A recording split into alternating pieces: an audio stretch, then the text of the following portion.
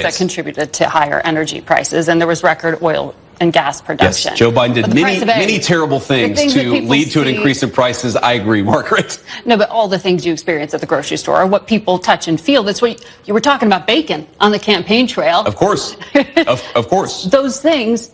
When do consumers actually get to touch and feel a difference in their lives? Well, Margaret, how does bacon get to the grocery store? It comes on trucks that are fueled by diesel fuel. If the diesel's way too expensive, the bacon's going to become more expensive. How do we grow the bacon? Our farmers need energy to produce it. So if we lower energy prices, we are going to see lower prices for consumers, and that is what we're trying to fight for. Margaret, I don't agree that all these immigrants or all these refugees have been properly vetted. In fact, we know that there are cases of people who allegedly were properly vetted and then we're literally planning terrorist attacks on our country. That happened during the campaign, if you may remember. So clearly not all of these foreign nationals but there are have been properly 30,000 vetted. people in the pipeline, Afghan refugees. But my primary concern as the vice president, Margaret, is to look after the American people. And now that we know that we have vetting problems with a lot of these refugee programs, we absolutely cannot unleash thousands of unvetted people into our country. These people are vetted. Good. These people are vetted. Just like the guy who planned a terrorist attack in Oklahoma a few months ago, he was allegedly properly vetted, and many people in the media and the Democratic Party said that he was properly vetted. Clearly he wasn't. I don't want my children to share a neighborhood with people who are not properly vetted, and because I don't want it for my kids, I'm not going to force any other American citizens' kids to do that either. No, and that was a very particular case. It wasn't clear if he was radicalized when he got here or while he was living here. I don't really care, Margaret. I don't want that person in my country, and I think most Americans agree with me. I think one of the fundamental premises of President Trump's leadership, the American people should expect more of their government. When there's a terrible disaster, they should expect food, medicine, and water to get to the people who need it. When there's a terrible fire in California, the fire hydrants ought to actually turn on. I am sick of the American people having such low expectations for their government. They should demand more of us because this is the greatest country in the world, and that's what Donald Trump's leadership promises to bring back. Want to really see something that said, take a look at what happened. Hey.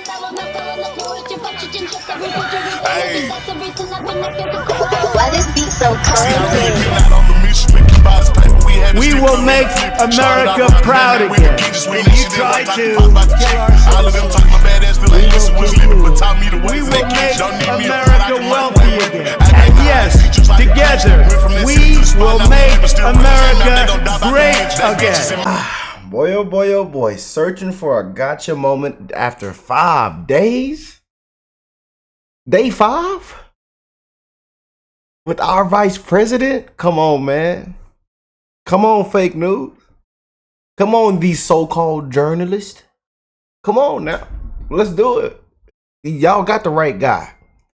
JD Vance is not going for that, man. JD Vance is not going for that at all. I told y'all, they get destroyed, humiliated, embarrassed. You got the wrong one. But it feels good, y'all. We are so back. We are headed off in a new direction. God bless them beautiful patriots around the world. We got to get into this, man.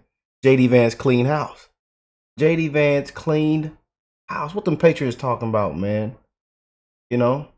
But really searching for a gotcha moment. Day 5. Come on now. This reporter is a perfect example of all that is wrong with traditional media in 2025. Thank goodness for JD Vance. Yeah. But again, nothing new, y'all, with the CBSs, the CNNs, the MSNBCs. We as we continue to go on there and just set the record straight. But they say they're journalists, you know, but these people be activists. These people be Democrat shields. Yeah, we're not going for it. Tried to get a gotcha moment out of JD back on day 5. Come on now. Come on now. Come on. Well, let's go and get into it. Make sure y'all hit that like button. Subscribe to the channel if you're new here. And we got to rock out, family. Pete Hegseth, it was a tie. Bipartisan opposition, smallest margin since the job was created. You had to break that tie. If the nominee can't unite your party, how's he going to lead 3 million people? Well, look, I think Pete is a disruptor, and a lot of people don't like that disruption, but Margaret, that disruption is incredibly necessary. If you think about all of those bipartisan massive votes, we have to ask ourselves, what did they get us? They got us a country where we fought many wars over the last 40 years, but haven't won a war about as long as I've been alive. They've got us a military with a major recruitment crisis, a procurement price crisis that's totally dysfunctional, where we buy airplanes for billions and billions of dollars, terrible cost overruns, the delivery dates are always delayed. So we need a big change. Now, admittedly, there are people who don't like that big change, but it is necessary, and it's explicitly what Donald J. Trump ran on, and I think part of the reason why the American people elected him their 47th president. So the main objective is changing all of that, that it's going to be Pete Hegseth alone? I'd say the main problem the main thing that we want Pete Hegseth to do is to fix the problems at the Department of Defense. And unfortunately, there are many. We've gotten into way too many wars that we don't have a plan for winning. We've gotten into way too many misadventures that we shouldn't have got into in the very first place. And our procurement process, Margaret, is incredibly broken. We're Those in are an policy era. decisions. Well, of course, they're policy decisions, but they're also logistical and implementation decisions. If you look at where we are with the rise of artificial intelligence, with the rise of drone technology and drone warfare, we have to really, top to bottom, change the way that we fund the procurement of weapons, the way that we arm our troops. This is a major period of disruption, and we think Pete Hegseth is the guy to lead the job. Now, there's another element to this, Margaret, too, which is we believe that military morale, at least until the election of President Trump, was historically low. You had the Army missing recruitment goals by tens of thousands of soldiers, and already recruitment is starting to pick up because Pete Hegseth is fundamentally a warfighter's leader at the Department of Defense. He is a guy who sees not through the perspective of the generals or the bureaucrats. He looks at things through the perspective of the men and women that we send off to fight in our wars. Both the Wall Street Journal and the National Review, conservative publications, as you know, have been critical of Tulsi Gabbard. The Review called her an atrocious nominee who deserves to be defeated. They compared her defense of Edward Snowden, the fugitive who stole U.S. secrets, to an attorney general who thinks the mob gets a bad rap. Her refusal to accept U.S. intelligence findings that Assad gassed his own people, they said, was like a nominee for OMB director not being able to count. Does any of this give you pause putting her in charge of the U.S. intelligence community? Yes or no? No, Margaret, look, these are publications that attacked Donald J. Trump obsessively, but those publications don't determine who the president is, the and American people supported do. Him. And Donald J. Trump is the person who determines who his cabinet is, not these publications that I think, frankly, have lost relevance. The Senate will Tulsi ultimately Gabbard's decide. Well, the Senate will provide advice and consent, as is its constitutional obligation, but I feel confident that Tulsi Gabbard will ultimately get through. Two things that are important to know about Tulsi. First of all, she is a career military. And I believe all of them are going to be confirmed. They're all probably going to be confirmed, man. You know, I just don't get all of this. You know, did we just not just see the last administration? Let's be real, folks. Did we not just see the disgraceful, incompetent last administration? I don't get all this back and forth. I don't know if she's going to be confirmed. She must be defeated. She must be defeated. Get all that shit out of here. Who's had a classification at the highest levels for nearly 2 decades. She has impeccable character, impeccable record of service, and she also is a person who I think is going to bring some trust back to the intelligence services. The bureaucrats at our intelligence services have gotten completely out of control. They've been part of the weaponization of our political system, the weaponization of our justice system. We need to have good intelligence services who keep us safe, but part of that is restoring trust in those services, and we think Tulsi is the right person to do it. That's she why the doesn't president, trust those intelligence services. She recognizes that the bureaucrats have gotten out of control, and we need somebody there who's going to rein them in and return those services to their core mission of identifying information that's going to keep us safe. You campaigned on lowering prices for consumers. We've seen all of these executive orders. Here it comes. Prices? We have done a lot, and there have been a number of executive orders that have caused already jobs to start coming back into our country, which is a core part of lowering prices. More capital investment, more job creation in our economy is one of the things that's going to drive down prices for all consumers, but also raise wages so that people can afford to buy the things that they need.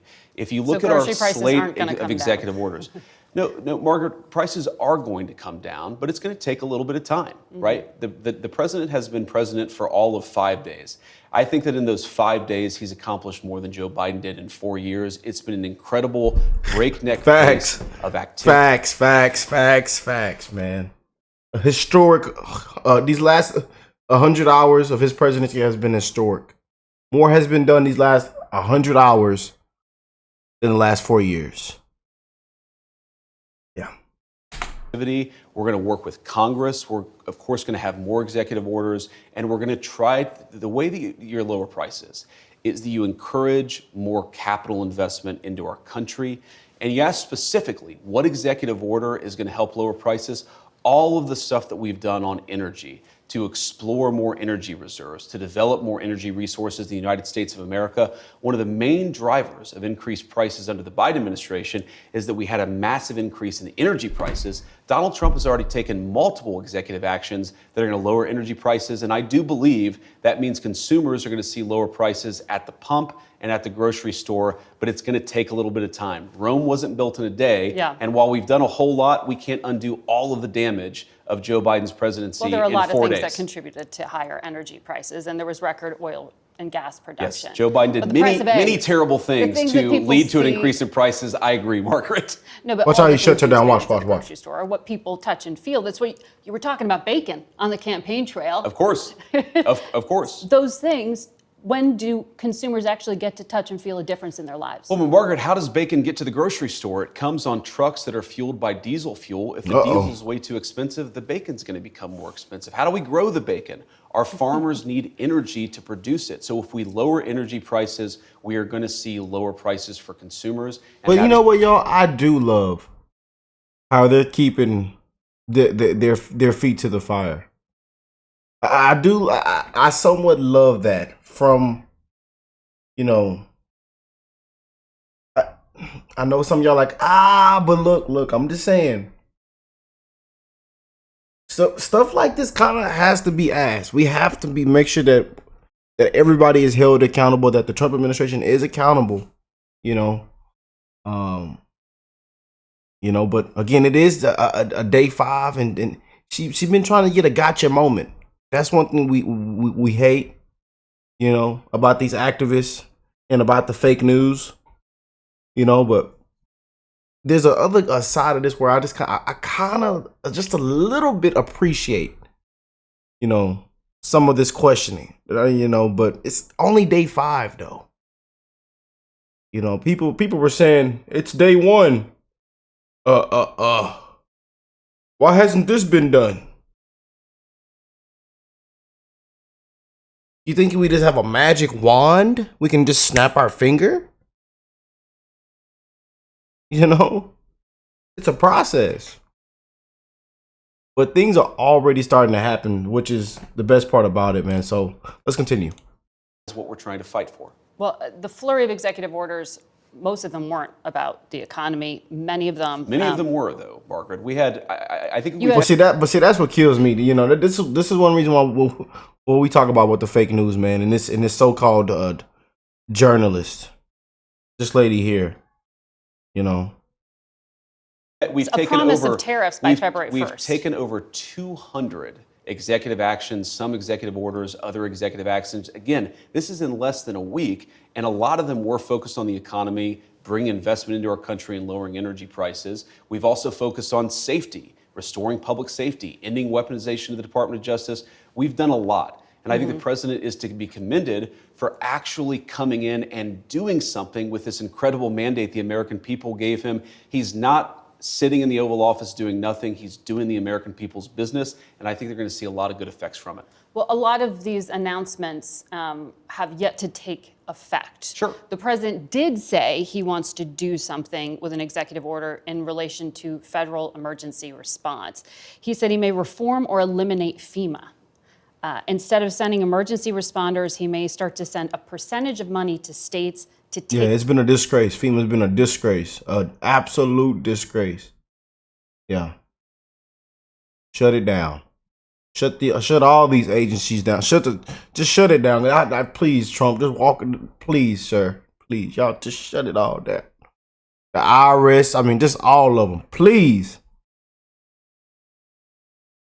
Care of themselves. But, you know, FEMA has specialized expertise that some of these states just don't have. Oh, and, Margaret, in their arsenal. And I wish how that they... will states who are lower income states, the Mississippis, the Kentuckys, the Alabamas, be able to do this for themselves without federal help? Well, the president, to be clear, is not saying we're going to leave anybody behind. He's saying that in the way that we administer these resources, some of which is coming from the federal level, some of which is coming from the state level, we've got to get the bureaucrats out of the way and get the aid to the people who need it most. But these Let's are the be first honest, responders. Margaret, you talk about the expertise from FEMA. FEMA in North Carolina, in California, in Florida with some of the hurricanes has often been a disaster. And it's not because we don't have good people at FEMA, it's because bureaucratic red tape and garbage prevents the rapid deployment of resources to the people who need it most. But the states are now going to have to do this themselves? The president is trying to encourage us to reform the way that we deliver emergency response in a way that gets resources to the people who need it. So don't take him literally,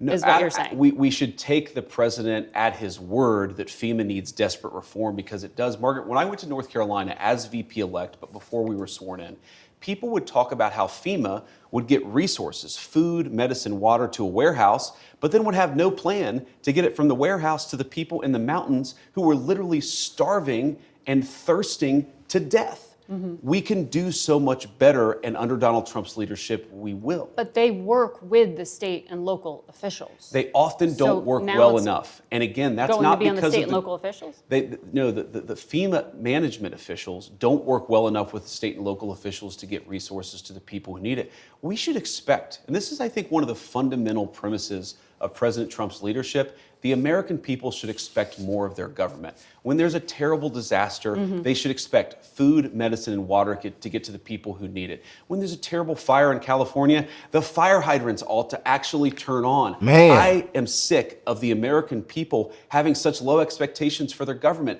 They should demand more of us, because this is the greatest country in the world, and that's what Donald Trump's leadership promises to bring back. So still... He just so damn sharp, man. I tell you. This man here is just sharp, y'all. You see how he be handling they ass? Excuse my language, but man, he just sharp. I mean, on point with it. That was beautifully well said, man. Count on the federal government, but watch that space. Let me ask you about another area that you campaigned on quite a lot, and there was a flurry of activity on, and that has to do with immigration. Sure. Oh, here it comes. The U.S. Conference of Catholic Bishops this week condemned some of the executive orders signed by President Trump, specifically those allowing immigration and customs enforcement to enter churches and to enter schools. Do you personally support the idea of conducting a raid or enforcement action in a church service, at a school? Well, let me address this. Of course, if you have a person who is convicted of a violent crime, whether they're an illegal immigrant or a non-illegal immigrant, you have to go and get that person to protect the public safety. That's not unique to immigration. But let me just address this particular issue, Margaret, because as a practicing Catholic, I was actually heartbroken by that statement. And I think that the U.S. Conference of Catholic Bishops needs to actually look in the mirror a little bit and recognize that when they receive over $100 million to help resettle illegal immigrants, are they worried about humanitarian concerns, or are they actually worried about their bottom line? We are going to enforce immigration law. We're going to protect the American people. Yeah. Donald Trump promised to do that. And I believe the U.S. Conference of Catholic Bishops, if they're worried about the humanitarian costs of immigration enforcement, let them talk about the children who have been sex trafficked because of the wide open border of Joe Biden. You personally let them talk support about them going into people like schools Laken and Riley churches. who were brutally murdered. I support us doing law enforcement against violent criminals, whether they're illegal immigrants or anybody else, in a way that keeps us safe. Let me ask this question, Margaret. Let's separate the immigration issue. If you had a violent murderer in a school, of course I want law enforcement to go and get that person out. Of course. So what's the point of the question? You changed the regulation this week. That's the point of the question. Boy. Exactly. Giving the authority to go into churches and go into schools. We empowered law enforcement. Pull it right back in her face. That also everywhere has to protect a Americans. effect, a chilling effect, arguably, to people to not send their kids to school. I desperately hope it has a chilling in effect the on churches, illegal immigrants you think the coming U.S. into our Conference country. of Catholic Bishops are actively hiding criminals? from I think the U.S. law enforcement? Conference of Catholic Bishops has frankly not been a good partner in common sense immigration enforcement that the American people voted for. And I hope, again, as a devout Catholic, that they'll do better. There are 5 legal challenges already to one of the other immigration actions, the order on birthright citizenship. A federal judge appointed by Ronald Reagan, I think you'd agree, has some conservative credentials, Sure. paused the order to end birthright citizenship, calling it blatantly unconstitutional. How do you reconcile this challenge to the 14th Amendment to the Constitution? So I obviously disagree with that judge, and these things, some of them will be litigated. That's the nature of our constitutional system. But here's the basic idea of President Trump's view on this. If you are a lawful permanent resident or a legal immigrant who plans to stay, your children, of course, should become American citizens. But let's say you're the child of an ambassador. You don't become... But that's not part of it. Well, that There's is already a that is carve-out that is having an to deal important with kids of principle. diplomats. But we're saying that that carve-out should apply to anybody who doesn't plan to stay here. If you come here on vacation and you have a baby in an American hospital, that baby doesn't become an American citizen. If you're an illegal alien and you come here temporarily, hopefully, your child does not become an American citizen by virtue of just having been born on American soil. It's a very basic principle in American immigration law that if you want to become an American citizen and you've done it the right way, and the American people in their collective wisdom have welcomed you into our national community, then you become a citizen. But temporary residents, people who come in here, whether legally or illegally, and don't plan to stay, their children shouldn't become American citizens. I don't know any country that does that or why we would be different. Well, this is a country founded by immigrants. Well, this is a country This is a founded unique by country. This is a Watch very how unique he country, handles it. Watch and how it was he- founded by some immigrants and some settlers. But just because we were founded by immigrants doesn't mean that 240 years later that we have to have the dumbest immigration policy in the world. No country says that temporary visitors, their children, will be given complete access to the benefits and blessings of American citizenship. America should actually look out for the interests of our citizens first. And that means, again, if you're here permanently and lawfully, your kid becomes an American citizen. If you're not here permanently, if you're not subject to the jurisdiction of the United States and don't plan to be, why would we make those people's children American citizens permanently? I want to ask you about refugee admissions, which were just suspended by the president. That has nothing to do with the U.S. border. Refugee screening takes 18 to 24 months to go through. They are heavily vetted. Left literally at the airport this week were thousands of Afghans, some of whom had worked with the United States government and were promised to come here. When you talked to us in August, you said, I don't think we should abandon anybody who's been properly vetted and helped us. Do you stand by that? Well, Margaret, I don't agree that all these immigrants or all these refugees have been properly vetted. In fact, we know that there are cases of people who allegedly were properly vetted and then were literally planning terrorist attacks on our country. That happened during the campaign, if you may remember. So clearly not all of these foreign nationals but there are have been properly 30,000 vetted. people in the pipeline, Afghan refugees. But my primary Do you stand by concern it? as the vice president, Margaret, is to look after the American people. And now that So we no. know that we have vetting problems with a lot of these refugee programs, we absolutely cannot unleash thousands of unvetted people into our country. These It's people are not vetted. good.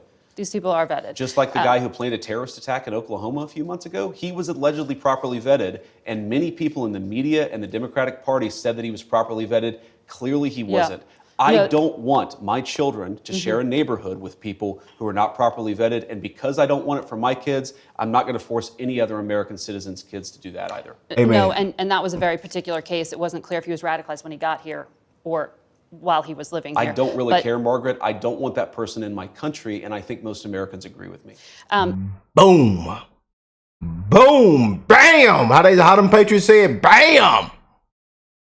Margaret. We walk you out with that clipboard. We'll walk you out there with that clipboard, ma'am. We will walk you out with that clipboard. 2 weeks ago, you were on Fox News and you said, if you protested peacefully on January 6th and had Merrick Garland's Department of Justice treat you like a Gotcha. We got you. Unbelievable. This is a disgrace. gang member, you should be pardoned. If you committed violence on that day, obviously you shouldn't be pardoned. Did you counsel the president against these blanket pardons for 1,500 people, Well, Margaret, I noticed including those who committed violence? Margaret, I noticed that you cut off the thing that I said immediately after that. The full quote is that, of course, there are gray areas. And here's the nature of the gray area. Merrick Garland's Department of Justice denied constitutional protections in the prosecutions. There were double standards in how sentences were applied to the J6 protesters versus other groups. What the president said consistently on the campaign is that he was going to look at a case-by-case basis. This is blanket. And that's exactly what we did. We looked at 1,600 cases, and the thing that came out of it, Margaret, is that there was a massive denial of due process of liberty, and a lot of people were denied their constitutional rights. The president believes that.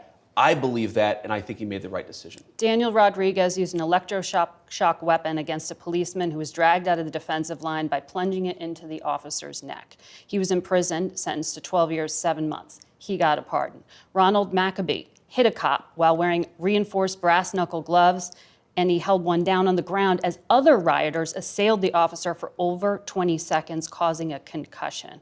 If you stand with law enforcement, how can you call these people unjustly imprisoned? Margaret, you're separating, there's an important issue here. There's what the people actually did on January the 6th, and we're not saying that everybody did everything perfectly. And then what did Merrick Garland's Department of Justice do in unjustly prosecuting well over 1,000 Americans in a way that was politically motivated? Is violence like that against a police officer ever justified? Violence against a police officer is not justified, but that doesn't mean that you should have Merrick Garland's weaponized Department of Justice expose you to incredibly unfair process, to denial of constitutional rights, and frankly, to a double standard that was not applied to many people, including, of course, the Black Lives Matter rioters who killed over 24 people. Let's talk about it. Never had the weight of a weaponized Department of Justice come against them. The pardon power. Let's talk about it, Margaret. And then you got criminals pardoning criminals. He walk out and pardon thousands of criminals. Let's talk about it, Margaret. We'll walk you out with that clipboard, ma'am. Not just for people who are angels or people who are perfect. And of course, we love our law enforcement and want people to be peaceful with everybody, but especially with our good cops. That's a separate issue from what Merrick Garland's Department of Justice did. We rectified a wrong, and I stand by it. I'm being told we're out of time, but I want to quickly ask you, the richest men in the world were at that Capitol on Inauguration Day, heads of Amazon, Google, Mark Zuckerberg of Facebook. In August, you told us Google and Facebook are too big. We ought to take the Teddy Roosevelt approach, break them up. Don't let them control what people are allowed to say. They've now donated to the Trump inauguration. Are you still going to break up big tech? So, you know who else was at the inauguration was my mom, and a lot of people who just supported the president and fought every single day to get his election. And they to make gave it, $1 million possible. each to the inauguration. And there were a lot of people who didn't give $1 million to the inauguration. They got pretty good seating. Who were on that stage, Margaret. They didn't have as good a seating as my mom and a lot of other people who were there to support us. But look, we believe fundamentally that big tech does have too much power, and there are two ways they can go about this. They can either respect Americans' constitutional rights, they can stop engaging in censorship, and if they don't, you can be absolutely sure that Donald Trump's leadership is not going to look too kindly on them. So they're still on notice. They're very much on notice.